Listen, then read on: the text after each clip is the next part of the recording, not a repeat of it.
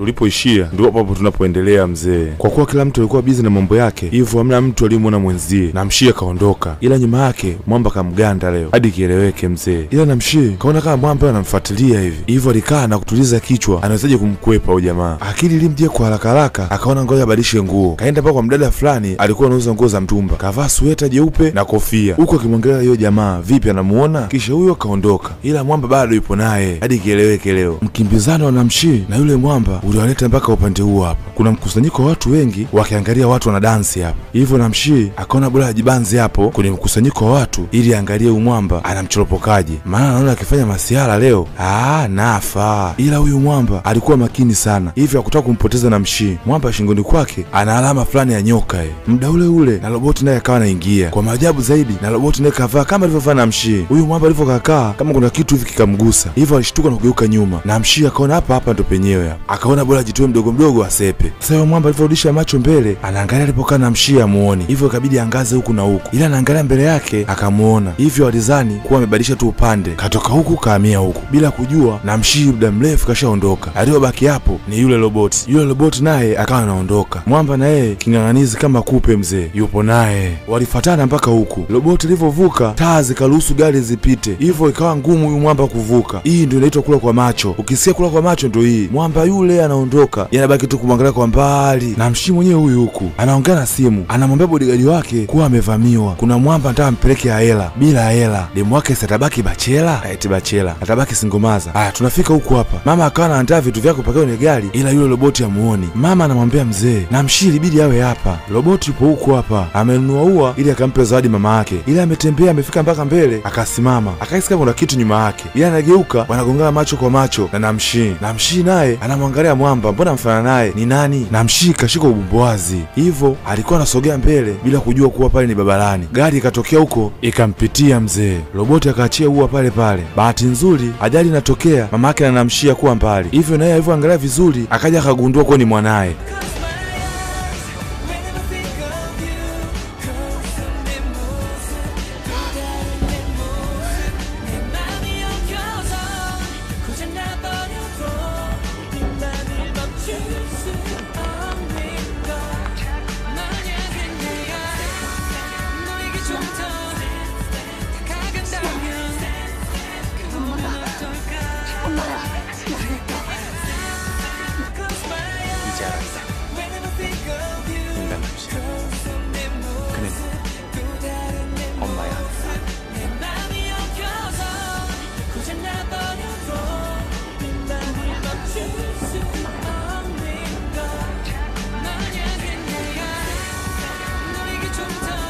울면 안아주는 게 원칙이에요. 지금 나면 안돼, 그게 빠져나가.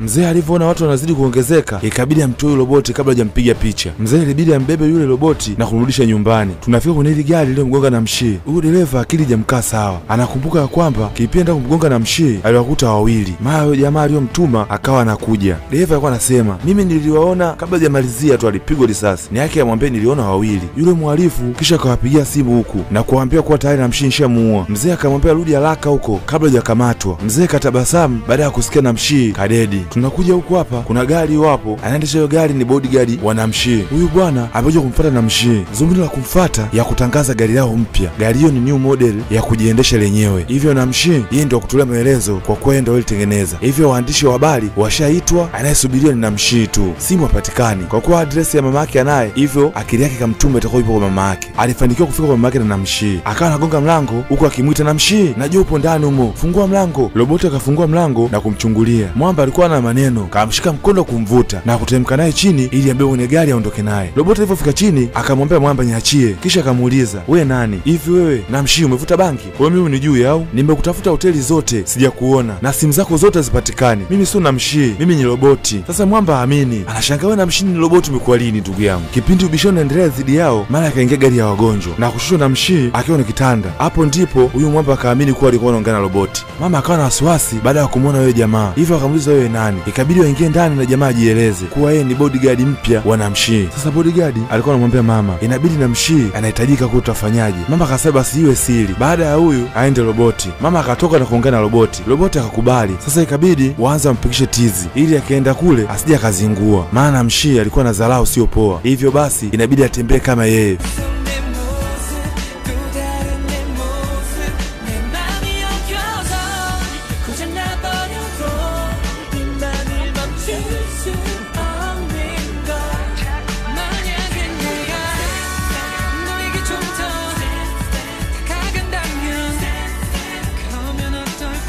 Akikosea anamrekebisha. Bwana yule mwamba alikuwa mjeuri, sio na manama ovyo ovyo. Wewe hawachumu hivyo, hii midomo isikutane, unabana mdomo kidogo kwa ndani afu unamweka. Yeye akivaa shati huwa afunge vishikizo vyote viwili, lazima viachie mzee. Hapo sawa mwanangu, umeshaiva. Sasa akawa namtesti, je, dharau zipo?